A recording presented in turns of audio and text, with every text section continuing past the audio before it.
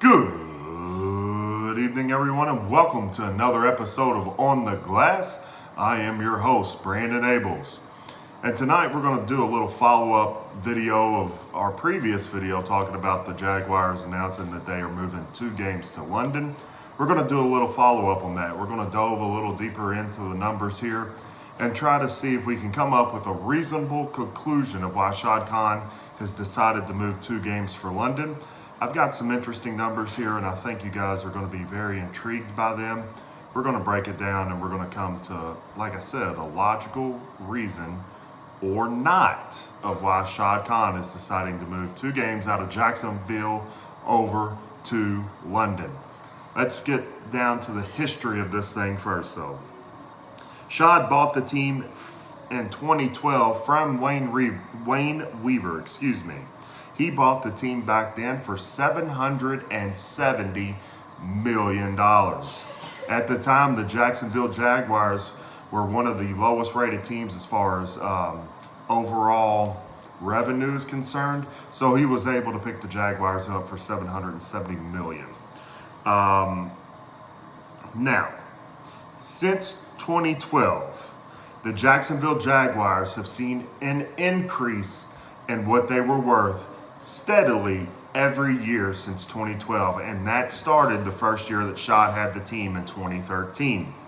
Now, fast forward to 2019, which is where I pulled this list from Forbes. The team is worth over $2 billion. Let me say that again. $2 billion with a B dollars. It's actually like 2.3 billion or something like that. So he has more than tripled what the Jacksonville Jaguars were worth in just 7 years, which is when this list was released. Tripled it. Okay? This ain't just a slight increase. This ain't like 770 million to 950 million.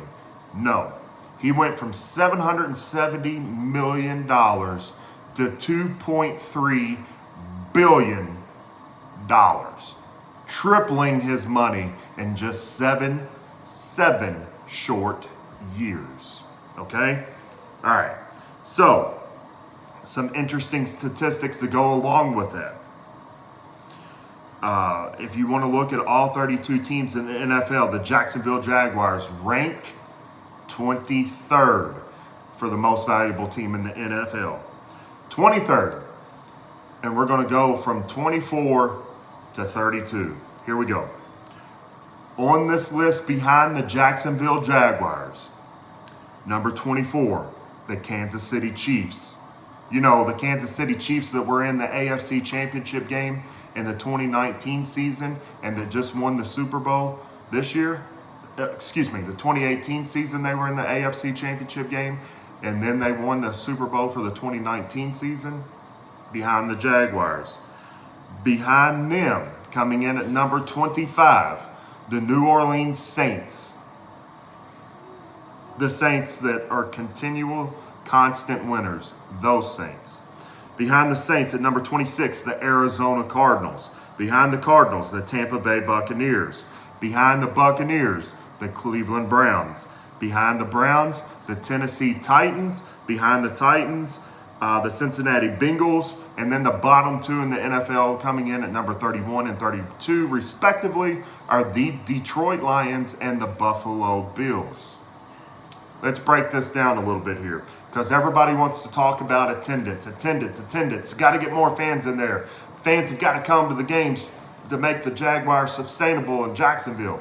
Gotta get fans there. Sell the stadium out. Okay, let's break this down. 2 spots behind the Jacksonville Jaguars. The Kansas City Chiefs, who play in Arrowhead Stadium, who has been sold out. And if they're not sold out, they are this close to a sellout every game that they play. That is one of the more passionate fan bases in the NFL. Always has been, always will be, okay? Arrowhead is continually one of the hardest places to play in the NFL. Nobody likes going there. In the last couple of seasons in the playoffs, it gets ramped up even more. I've been told that one of the best game day atmospheres on a Sunday in the NFL is at Arrowhead Stadium. Can't beat it from what I'm told.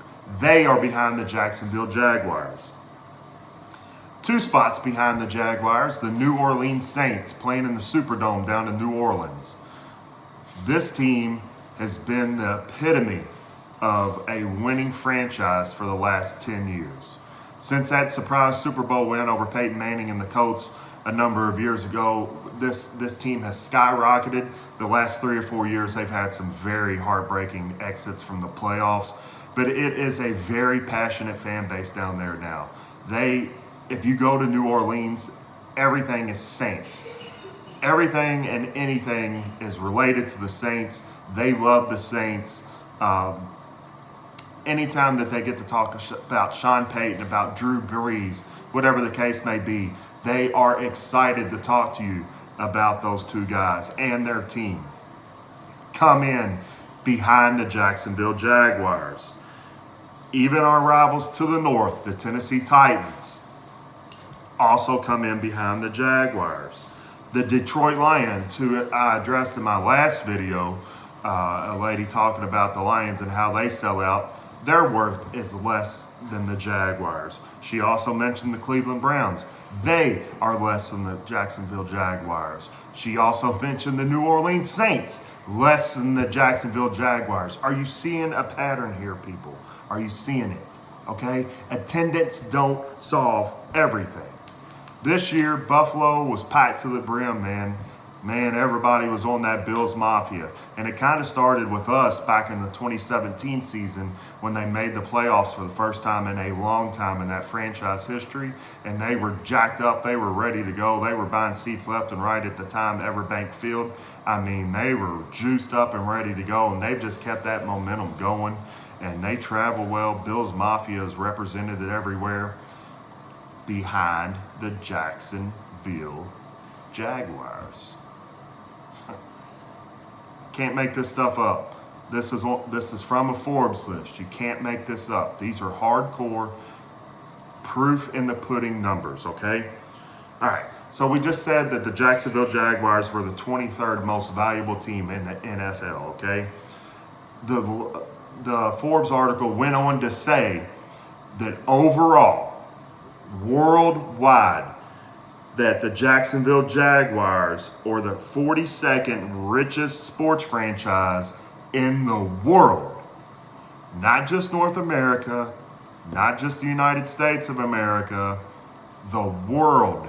The world. Let's put this in perspective for you. We all know there's 32 NFL teams. There is 30 NBA teams. There's 30 Major League Baseball teams. 31 National Hockey League teams, 26 Major League Soccer teams, and 20 Premier League soccer teams. If you add all those numbers up, that comes to 169 professional sports franchises worldwide. And those are the big ones that I decided to use. I'm sure that there are others, but those are the major sports leagues in the world. 169. This Forbes article said that the Jacksonville Jaguars were the 42nd richest sports franchise in the world. 42. That's well above half of the professional sports franchises. So what's going wrong here? So how is the money in the NFL divvied up? There's a bunch of different ways that the NFL teams and the NFL owners make money. Number one, obviously, is ticket sales.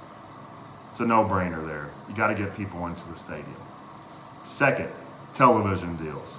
Television deals are very, very lucrative, and they provide a lot of the income for NFL franchises as well as just any major sports franchise. The TV deals are huge. Then you got concessions in the stadium. The team will take part of those. You got corporate sponsorships, you got local sponsorships, whatever the case may be. So what happens is the 32 teams in the NFL, they split up the television deals. Okay? So if they sign this big major television deal, the NFL does, with Fox, CBS, NBC, and ESPN, then all 32 teams get a piece of that pie, okay? That's easy to understand. They also get money from corporate sponsorship nationwide. So like whatever the Pizza Hut pizza revenue is for being the official pizza of the NFL, every team, all 32 teams get a chunk of that money as well. They get shared revenue from non-NFL events held in NFL stadiums. So when the Rolling Stones came to the bank, when that Jason Aldean Leonard Skinner concert came to the bank, they get, I think I read, a third of that money, okay? 1/3 of that money goes back to the Jaguars because they are hosting the event in an NFL stadium. So, the way I see this is majority of the NFL money is going to come from the television deal. I think that's a fair assumption. I think that's easy to assume. And I think because of how enormous these contracts are now with television, that these teams are seeing a pretty penny. Teams also sell merchandise. You see this here? You see this here? This is a game used jersey that was bought directly from the Jaguars originally. That money goes back to the Jaguars. This jersey here is also a game used jersey bought from Fanatics. Fanatics would get a piece of that money. The Jaguars would get a piece of that money. This t-shirt that I bought, this hat that I bought, the shirt that my son is wearing, all of these things lead to money for NFL teams. All of it. Ticket sales, in my opinion, are a very small percent of this. And I am backed up by the fact that the Kansas City Chiefs and the New Orleans Saints are behind the Jaguars on this list. If ticket sales played a bigger part in this, as they're trying to make it out to be, then New Orleans, Kansas City would be higher on this list. The Saints is a hot ticket in Louisiana. Period. It takes an act of Congress to get a ticket to a Saints game. The prices are high, the availability is low. They're selling out, or they're close to selling out. We've already discussed Arrowhead and how electric that atmosphere is and how close they are to selling out every game if they're not sold out every game. This stuff, these are numbers. These are facts. You cannot dispute this stuff, guys. You cannot dispute this. If the Jaguars were in as bad a shape as everybody's making it out to be, people on Facebook, media, whatever the case may be, they would be lower on this list, and they are not. They are a small market team. They should be 28, 29, 30 in that area, but they're above that. In the 2018 season, I read after the Jaguars beat the Patriots, I read this article, I think it was on the New York Post. You can Google it and try to find it for yourself. The article stated that after that Patriots game, there was Jaguar jersey sales from all 50 states, all 50 states, all of them, not one excluded, not Alaska, not Hawaii, not Wyoming, not Montana. All 50 states bought Jags jerseys, and from like 10 different countries. From 10 different countries, people after that Patriots game were buying Jag jerseys. So this fan base is growing. We're in our 25th, going into our 26th season. We're growing, guys. We are. I know a bunch. I don't think it's fair to say a bunch, but I know quite a few Jaguar fans here in Louisville, Kentucky, in the surrounding area. I know quite a few. One of them is my good friend. I met another guy that lives in Charlestown, Indiana, huge Jaguars fan. Met another guy last night, New Albany, Indiana, huge Jaguars fan. A guy lives right up the street from my dad, huge Jaguars fan. This is not a small fan base anymore.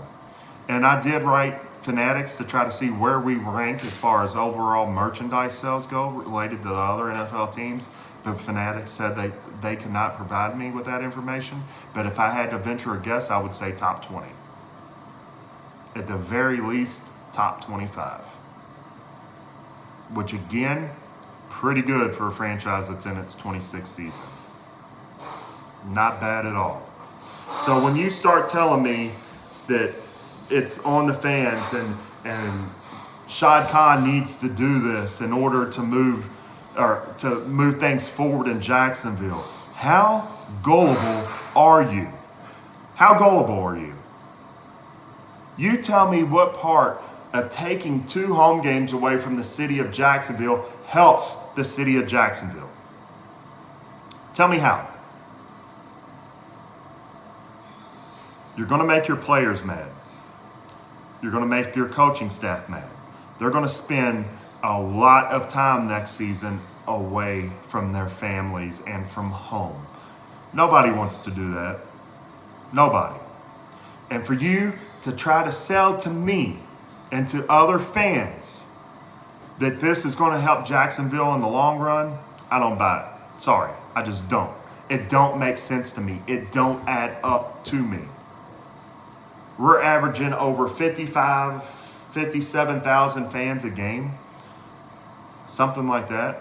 The number might be even higher. I forgot to write that down, and I'm kind of blanking on the number.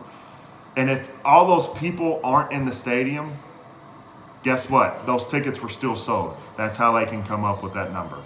There's 2 different numbers when it comes to attendance. There's tickets distributed and there's actual attendance. Those 2 are very rarely the same number. But if your tickets distributed is over 50,000 and they're paid for tickets and not comp tickets or corporate tickets or anything like that, then you still have sold 50,000 tickets. And an average ticket to the NFL is not cheap. So they are still making good money off of it. And then I read that, well, local sponsorship is hard to come by. You know why? Why would company XYZ over here pay thousands and thousands of dollars for signage and advertising in the stadium and PA announcements and all that kind of thing when it's a losing team and people don't go see them? Riddle me that. When you are a company and you want advertising, you want your advertising dollar to go as far as it possibly can. That's simple business. And if nobody's coming to the stadium or paying attention to the game when they do come to the stadium, they're not going to be paying attention to your signage. They're not going to be paying attention to the announcements going on. It's just a fact of life. In order to bring sponsorships, you got to have something that sponsors are willing to sponsor. This is no-brainer stuff. I keep preaching it, and I'm going to keep preaching it until it drives into people's heads. Winning solves everything. It's not as bad as Khan and upper management of the Jacksonville Jaguars are trying to make you believe. It's not. The numbers back that up. If it was as bad as they're trying to make you believe that it is, guess what? The numbers wouldn't be showing an increase every single season for the Jacksonville Jaguars as far as revenue goes. And to me, that's just simple. Very, very simple. I mean, if it was as bad as people are making it out to be, revenue wouldn't be going up every single year. But here's the fact. Even through all the losing, even through all the busted draft picks, even through all the stupid front office moves and all that stuff, the fan base is growing. The fan base is growing. Otherwise, you wouldn't be selling jerseys in 50 different states and 10 different countries. That wouldn't be happening. But we have a unique color. Our logo is awesome. And Jacksonville Jaguars just sounds cool. So we're increasing the fan base. If our team was as bad as people are trying to make it out to be, guess what? Our fan base wouldn't be increasing. It also helps that we've had some pretty good players come through the last few years. Yannick Ngakoue, Jalen Ramsey. Sorry, buzzword for Jags fans, but Jalen Ramsey, he moves the needle. Leonard Fournette moves the needle. DJ Chark is about to start moving that needle too, because it's so daggone catchy for kids that every time he makes a big play, DJ Chark, do, DJ Chark, that's catchy.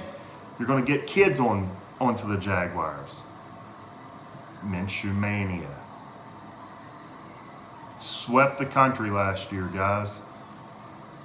It's going to increase the fan base. If it was as bad as what Shad Khan is trying to make you believe that it is, these numbers wouldn't be what they are. And how you can explain to me that you're trying to help Jacksonville by taking away 2 home games and sending them overseas is asinine. It's ridiculous. And I don't like being tried to be played for a fool. Because you know who that hurts? That hurts the stadium workers. That's their revenue. That's their income. That's another game that they're not going to be able to be at the stadium making money. You know who else that hurts? People around that stadium that charge for parking, to figure that into budgets to help pay their employees and pay their bills. You know who else it hurts? Local bars and restaurants. They're not going to have another game. The game's being ripped from them. I would be interested to see what the economic impact is going to be for the city of Jacksonville by losing this second game. I bet it's substantial, and I bet you that you'll never know how substantial it is. The numbers will be forged and fudged with, and you just won't have them. You want to talk big picture? Let's talk big picture. Because big picture is, people are going to work less. There's going to be less money made in the city on one other Sunday. Let's talk about that.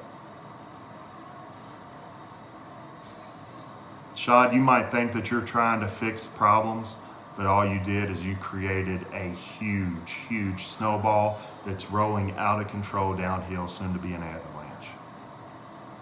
Nobody's happy about this. Nobody. And to me, right now, the Jacksonville Jaguars have a huge PR nightmare that they have to address, they have to fix. One other thing. You want me to tell you how else I know that Khan's full of crap? When he was in that interview, he was hardly looking at the lady that was interviewing him. He wasn't making eye contact. He was looking straight up, straight on, and down the entire time. That's not the body language of a man that's telling the truth, ladies and gentlemen. If you're telling the truth, you look directly at the person talking to you, or you look directly at the camera, so people can feel you and make a connection with that and hope that you are telling them the truth. And he was not doing that during that interview. Shad, you're full of crap. And my only hope at this point is 2 things. The Bold City Brigade is doing their thing. I hope that goes well. And I hope it opens up the eyes of the Jacksonville leadership. And I hope it opens the eyes of Shad Khan saying, we're not going to take this. We're not just going to roll over and die with this. We are not going to take this. And 2, I hope that NFLPA and this upcoming CBA tries to do everything they can to stop this from happening ever again. 1 game in London, okay. 2 games in London, no. 2 games and above, no.